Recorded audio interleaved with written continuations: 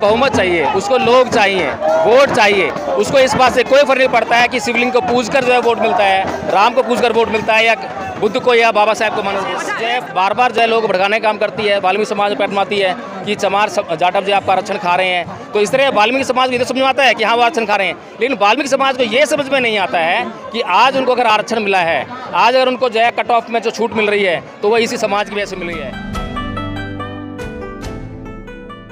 ताकि यहाँ पर आज जंतर मंतर नहीं बल्कि पूरी दिल्ली जाम हो जाती। अगर आज दिल्ली जाम होती तो कल मूर्ति लग जाती। लेकिन प्रॉब्लम ये है कि बहुजन समाज अभी जो बहुजन समाज नहीं बन पाया है, और जो बहुजन समाज के नेता हैं उसको बहुजन समाज बनाने की दिशा में काम नहीं कर रहे हैं। इसी का कारण है कि आरएसएस और सुप्रीम कोर्ट जो है इस बात का फायदा उठाकर आज जैसे ही आरक्षण का जो सुप्रीम कोर्ट ने निर्णय सुनाया है उस पर जो है वाल्मीकि समाज हमारे विरोध में खड़ा हो गया है, क्योंकि उसे समझ नहीं है। मैं यही इसी पॉइंट पे आने वाला हूँ कि एक तरफ तो आप लोग भीड़ की बात कर रहे हैं, हालांकि यहाँ पे जंतर मंतर जाम हो चुका है, लेकिन दूसरी तरफ उन्होंने रिजर्वेशन को दे करके, रिजर्वेशन के अंदर रिजर्वेशन दे करके जो अपने जीतनराम मांझी है बिहार के, वो इसके सपोर्ट में आ गए हैं कि ये होना चाहिए।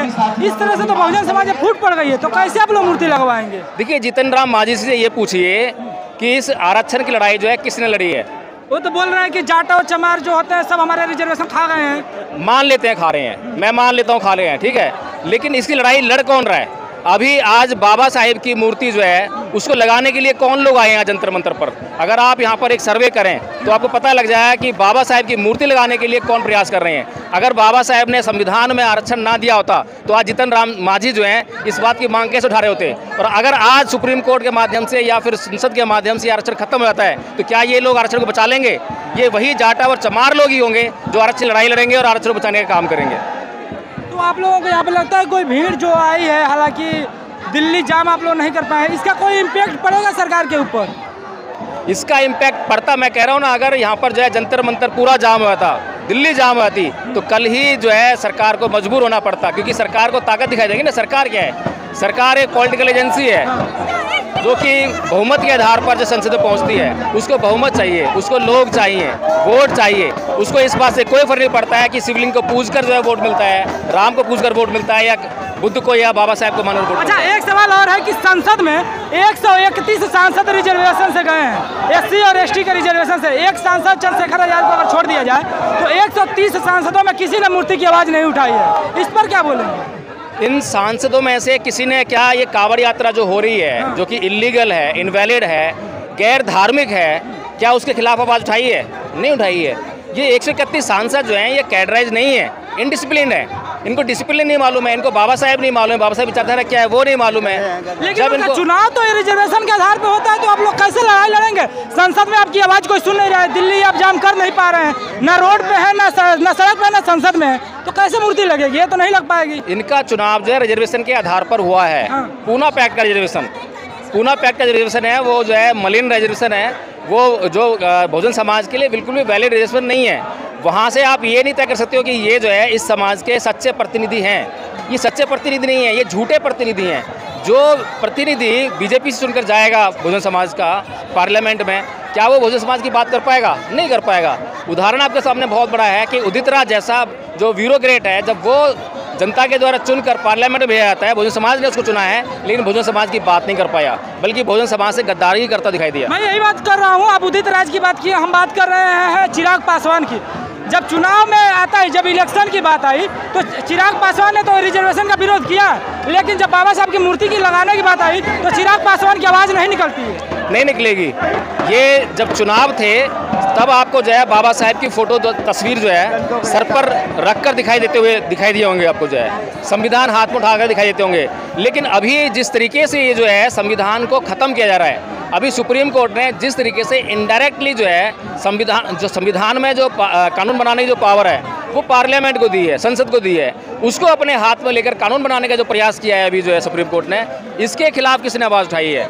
इसके खिलाफ कोई सांसद नहीं बोल रहा है। तो इसलिए कैसे कहते हैं कि ये जो है बहुजन समाज को मतलब जो है रेगुलेट कर पाएंगे, इकट्ठा कर पाएंगे? बहुजन समाज को आज बहुत भारी जरूरत है कि ये संगठित हो। तब तो ये मूर्ति नहीं लग पाएगी, लग रहा है। आप लोग धरना प्रदर्शन करते रह जाएंगे। मूर्ति लगेगी, लेकिन इतना जल्दी हम सोचे हैं कि आज हमने कराया और कल ही मूर्ति लग जाए, पॉसिबल नहीं है। ये जो कार्रवाई है ये धीरे धीरे अपनी शेप लेगा। आज एक आंदोलन हुआ है, इसके बाद और आंदोलन होगा, लगातार आंदोलन होंगे। फिर मैंने कल भी एक प्रश्न किया था कि अगर ये आंदोलन के बाद जो है अगर मूर्ति नहीं लगती है, तब जो संगठन ये जो धरना प्रदर्शन इन्होंने आयोजित किया है, इनका अगला कदम क्या होगा? हमारे पास मूर्ति लगने तक जितनी भी संभावनाएं हैं उस पर सारी योजना होनी चाहिए, सारी सोच विचार होना चाहिए। इतना ही नहीं कि बस हम जो है मैं कहूँ कि अगर हम फेस चमकाने के लिए खाली एक धरना प्रदर्शन कर रहे हैं कि मेरा नाम हो जाएगा, मेरा ये हो जाएगा, ये हो जाएगा, उससे काम चलने वाला नहीं है। ऐसे आंदोलन जो है आहुति मांगते हैं, त्याग मांगते हैं, बलिदान मांगते हैं, समर्पण मांगते हैं, जब जाकर जो है ऐसे काम हो पाते हैं। इसीलिए जो है ये मैंने कहा है कि क्योंकि असंगठित समाज है, आज आप यहाँ पर किसी को नहीं बोल सकते कि इस समाज ने इकट्ठा होकर जो है इसका आंदोलन किया है। अगर मैं फिर आपको गारंटी से कह रहा हूँ, आप यहाँ पर एक सर्वे कीजिए कि कितनी जाति के लोग यहाँ पर इकट्ठा हुए हैं। हम बहुजन समाज कहते हैं, 85% कहते हैं, तो उसमें से कितना वर्ग यहाँ पर है? सिर्फ एक ही वर्ग आपको जो है 99.9% की मात्रा में दिखाई देगा। वही संघर्ष कर रहा है, वही शिक्षा हासिल कर रहा है, लेकिन वो जो कर रहा है उसके मार्ग में बाधा पहुंचाने के लिए जो है बाकी सारे लोग आते हैं। आरएसएस जो है बार बार जो है लोग भड़काने का काम करती है, वाल्मीकि समाज में पैटमाती है कि चमार जाटव जो आपका आरक्षण खा रहे हैं। तो इस तरह वाल्मीकि समाज को ये समझ में आता है कि हाँ वो आरक्षण खा रहे हैं, लेकिन वाल्मीकि समाज को ये समझ में नहीं आता है कि आज उनको अगर आरक्षण मिला है, आज अगर उनको जो है कट ऑफ में जो छूट मिल रही है, तो वो इसी समाज की वजह से मिल रही है। अगर वो भी मेहनत करते हैं तो वो उसको कॉम्पीट कर सकते हैं, या फिर मिल बैठ के आपस में फैसला करें कि हमें क्या करना है, कि मिल बैठ कर भी कर सकते हैं। लेकिन आरएसएस कुछ भी उनको बात कहती है और उसको जो है तुरंत लेकर जो सड़कों पर आते हैं, ठीक नहीं है। इस पर अगर हम चर्चा करें तो काफ़ी लंबा हो जाएगा। जो क्रीमी लेयर की बात हो रही थी, अगर क्रीमी लेयर आएगा तो सबके में आएगा। जीताराम मांझी जो नाराज है, तो सबसे पहले उन्हीं को क्रीमी लेयर में डाला जाएगा और एक तरह से रिजर्वेशन से वंचित हो जाएंगे। इस पर काफ़ी लंबी चर्चा हो जाएगी। लास्ट हम पूछना चाहेंगे कि इस भीड़ से तो कुछ होने वाला नहीं है, अगला कदम आप क्या जो वो बताएं हैं क्या होने वाला है? नहीं, ये मैं नहीं कह रहा हूँ, मैं ये कह रहा हूँ कि जिन लोगों ने आज आपके हिसाब से क्या होगा अगला कदम?